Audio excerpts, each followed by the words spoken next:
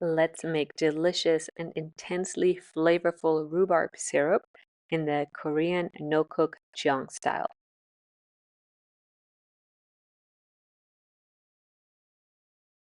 Start with garden fresh or store-bought rhubarb.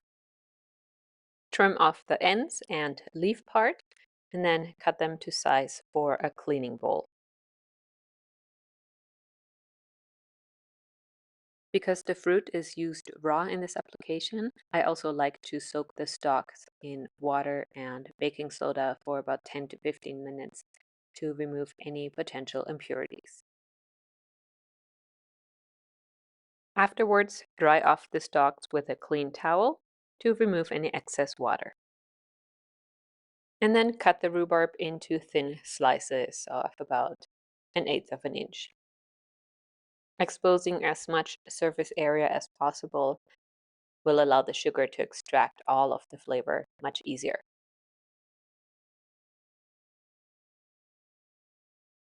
Fill the rhubarb pieces into a clean jar while keeping track of the weight.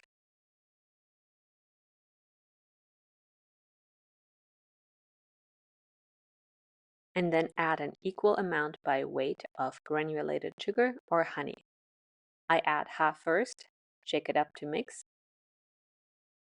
and then top with the remaining sugar. Close the jar and set it aside at room temperature.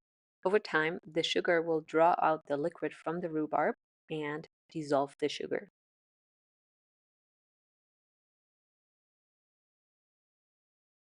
This can take anywhere from 3 days to up to a week. I like to either stir up the mixture or shake it up once a day just to ensure that no mold grows over the top of the surface of the rhubarb. Once all the sugar is dissolved, you can strain the fruit from the syrup.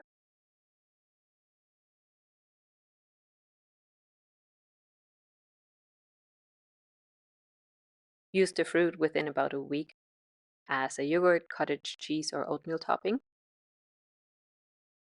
While the syrup can be stored in the fridge for several months up to a year, and then use it to flavor drinks, make a simple Italian soda with sparkling water, or use it in cocktails like mojitos, margaritas, and more.